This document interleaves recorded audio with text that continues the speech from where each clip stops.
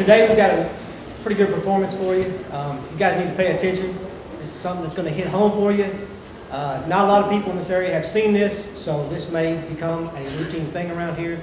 But I'm going to introduce you to Gretchen Morgan. She is a 12-year veteran with the Paducah Police Department, and Gretchen's going to take it from here and tell you what we have today. Okay? Gretchen Morgan.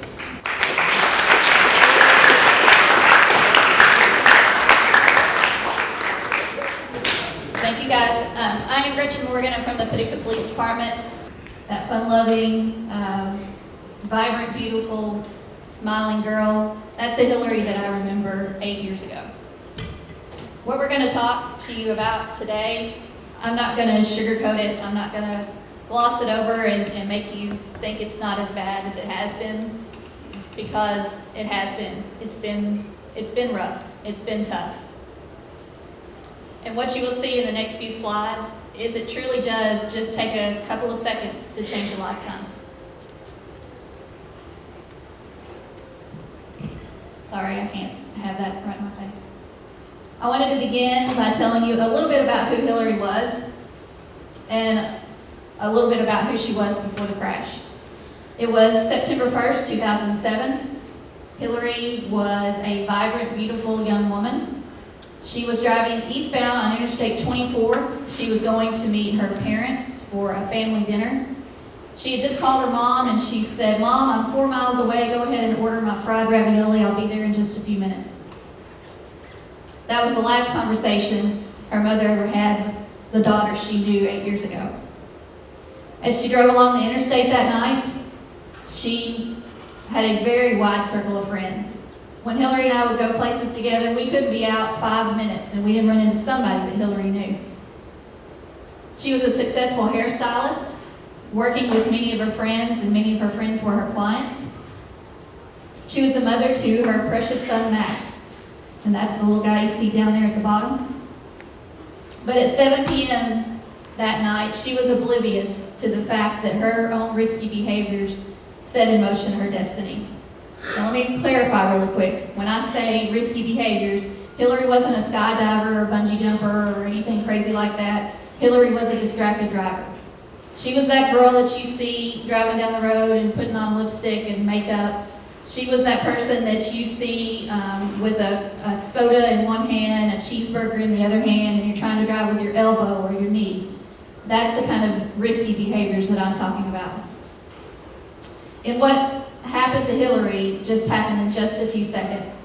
It was no accident. It was a choice she made while she was driving. But to back up a few years, you guys all may be able to relate to Hillary. She was a high school student just a few years prior to her collision. She walked the halls of her local high school, much like you guys do. She fussed about homework, stressed out about teachers giving too much homework on game nights, finals, all of the things that you guys stress out about. She went to prom. She graduated from high school, went on to college. While she was at college, her circle of friends widened even more. She met lots of new people while she was at Western. She loved it there, but she knew her heart was back home in Paducah, and she knew in her heart she wanted to be a hairstylist, and that's exactly what she did. She came back home and went to stylist school and had an extremely successful career. She also had her precious son, Max. If you saw Hillary, you saw Max. They were attached at the hip. They were each other's life. If you went to the salon or you went out with Hillary, Max was probably going to be with her. They were each other's everything. These pictures actually were taken about 2 weeks before her collision. They had gone to Disney, had a fun family vacation, had a great time. But let's get back to that night.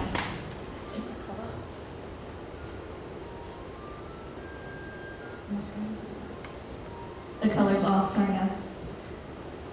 Back to that night, at 7:01, Hillary began reading and responding to a text message while behind the wheel of her car. We know this because in the carnage of the wreck, we were able to recover her cell phone. We took the SIM card out, put it in another phone, and we were able to see exactly who she was talking to and what she was saying and the timestamps that were on there. She lost control of her vehicle, rolled at least 3 times, landed in the median. Her vehicle, in one of those rolls, she was ejected. She wasn't wearing her seatbelt. And her body landed on the opposite side of the interstate. Her body flew approximately 77 feet. By 7:02, Hillary was lying unconscious on the side of the interstate, gasping for breath. I don't know if you're familiar with Interstate 24 or have been down there, but if you have, you know it's heavily traveled. And on a holiday weekend, this was Labor Day weekend, it was very heavily traveled.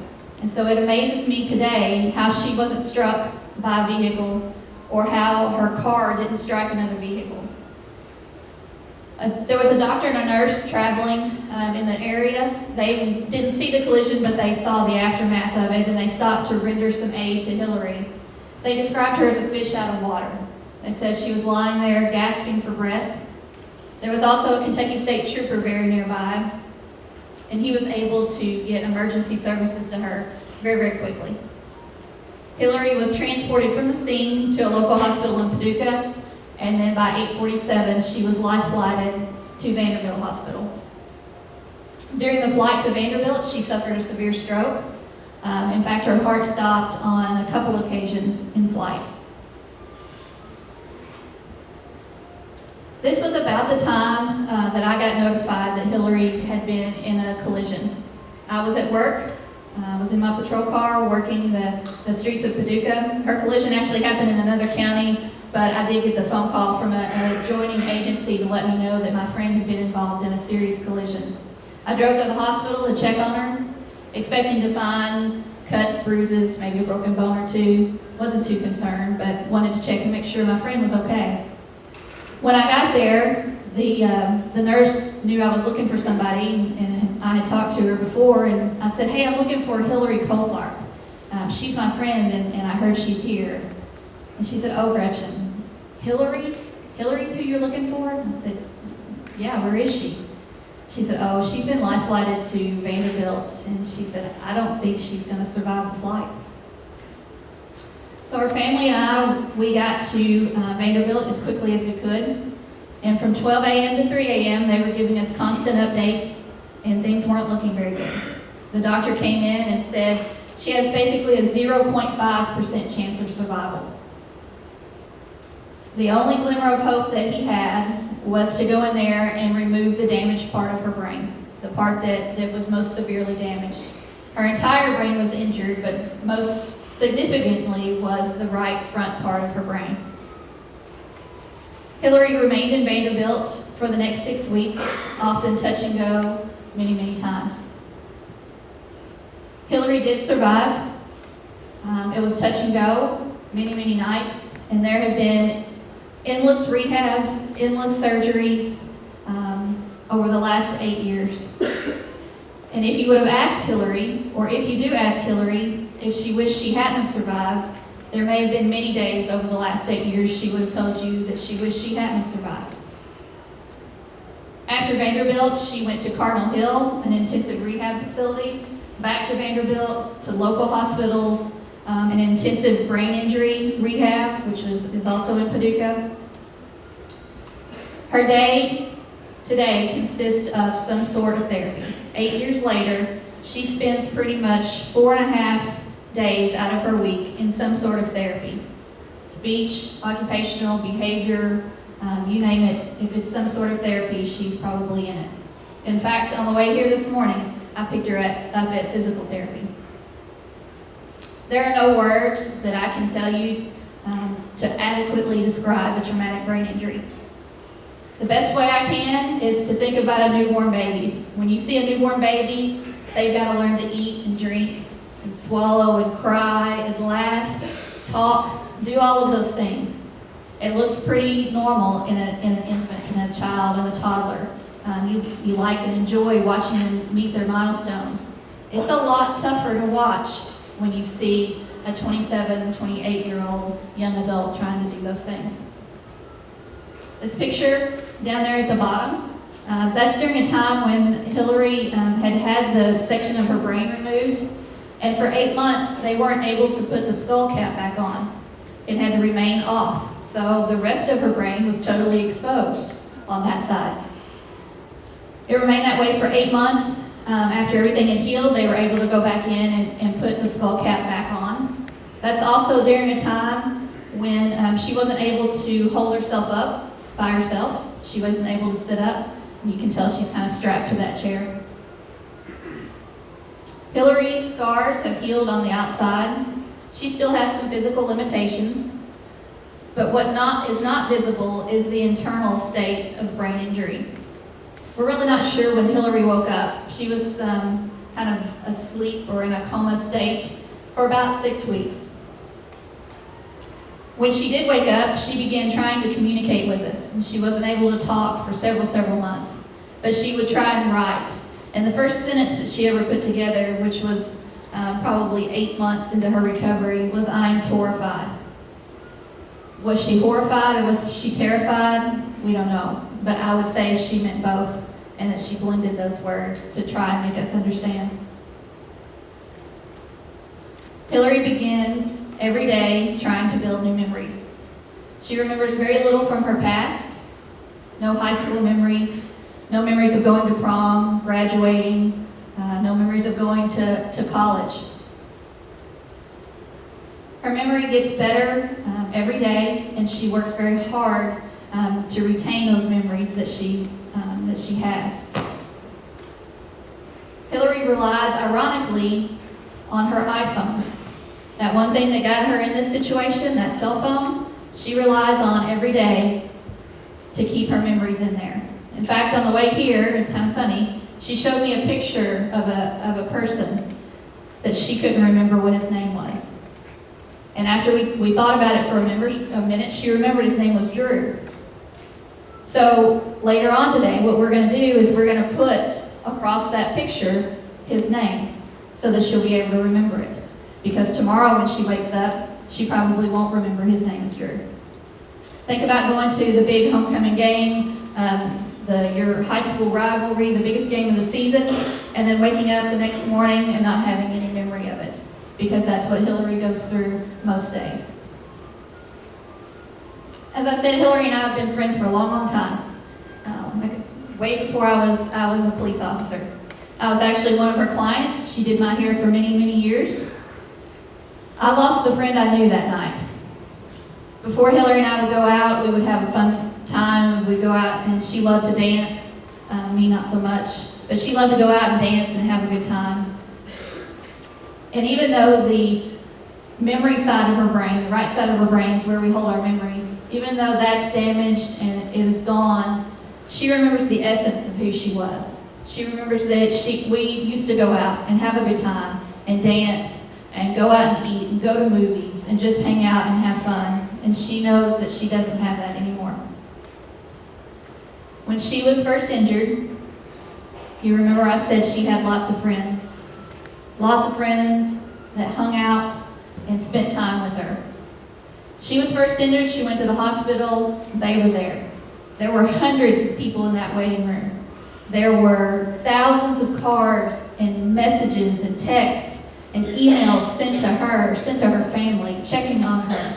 When she got home a few months later, friends would come over and spend nights. They had fundraisers for her.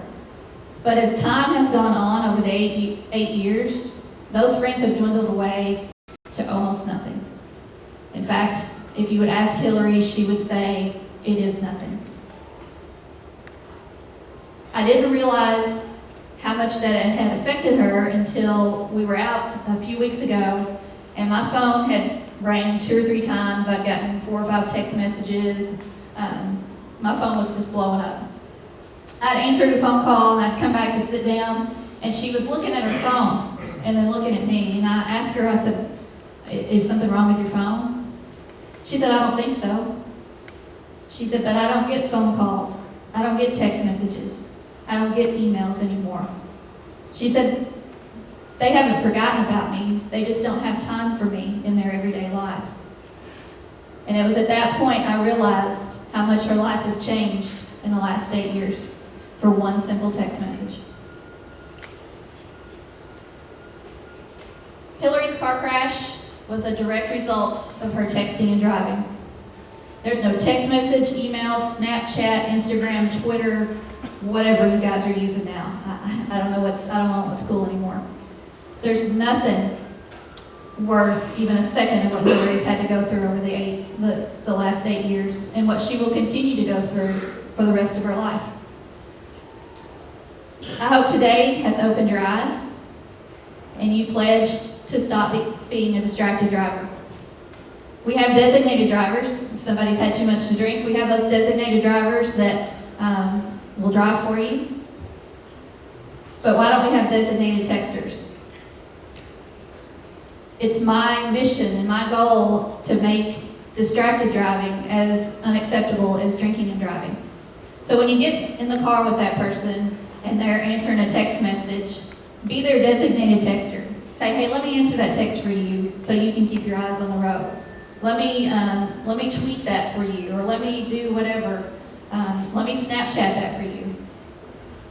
Be that designated person, because it may save your life and it may save their life. On September 1st, 2007, Hillary made a choice. It was her choice to respond to that text message, and she will live with those consequences forever. I could stand here today and talk to you about how much my life has changed, how much I miss my friend, how much her family's life has changed. But I would like to introduce to you now the person whose life has changed the most, and that's my friend, Miss Hillary Colfart.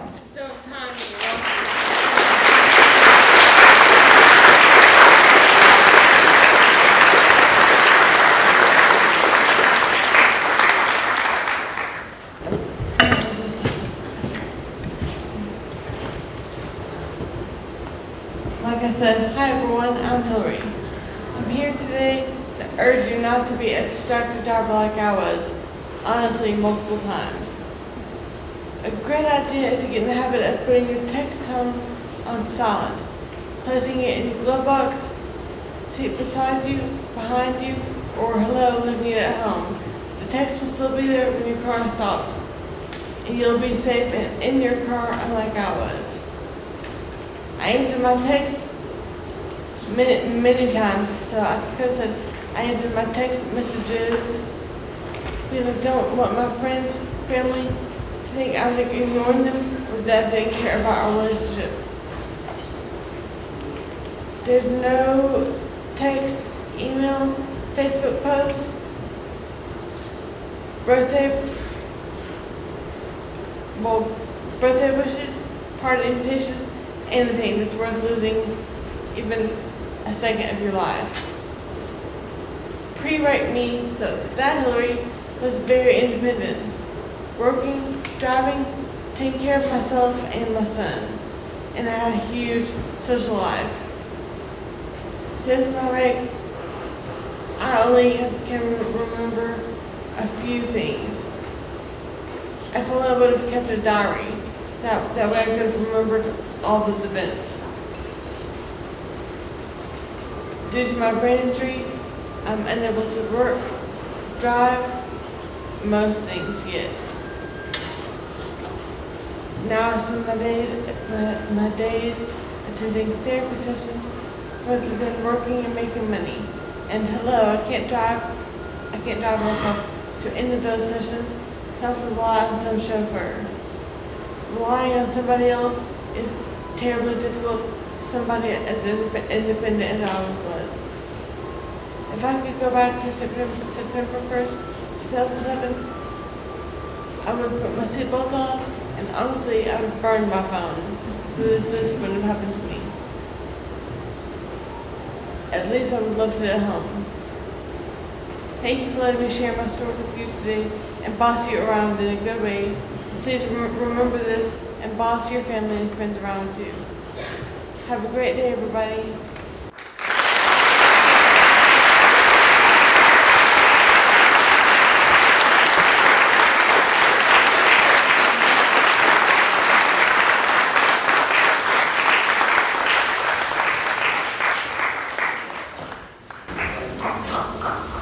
Thank you. I'm in love with it. Cheers. Thank you. It was Brennan Jeremy. Applause. It'll keep you every time.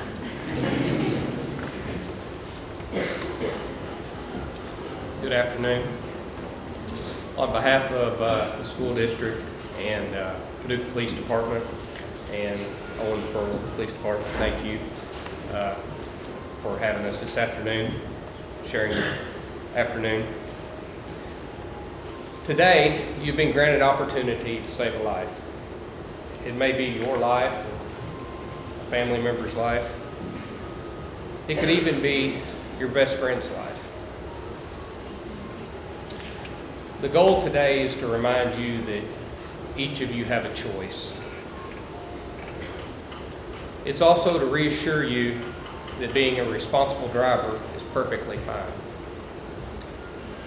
My name is George Johnson and I work with the Paducah Police Department. I had to wear a uniform today, but I want to emphasize that this presentation is not about tickets. It's not about being in trouble. It's not about fines. It's not about right versus wrong. The program today is about you. And it's about you saving a life, preventing an injury, and maintaining the quality of life that you have right now. Hillary came today and shared her story so that you don't have to follow in her footsteps. It's as simple as that. The biggest obstacle that we face in today's society is managing information. Now, society does a great job at advancement. We have all kinds of things in our pocket. The world is in our pocket for the most part. The issue is that we do a horrible job managing that great information. So let me make this real for you for just a second. For those of you that drive, or I guess anybody that rides, I want to put you in a car. And that car is a 2,000 to 6,000 pound missile, let's say. And you're traveling at 35 miles an hour. Does anybody want to take a stab at how far you would go at 35 miles an hour in that missile? In the amount of time that it takes you to read and respond to a text message or even comprehend it, which is about 5 seconds.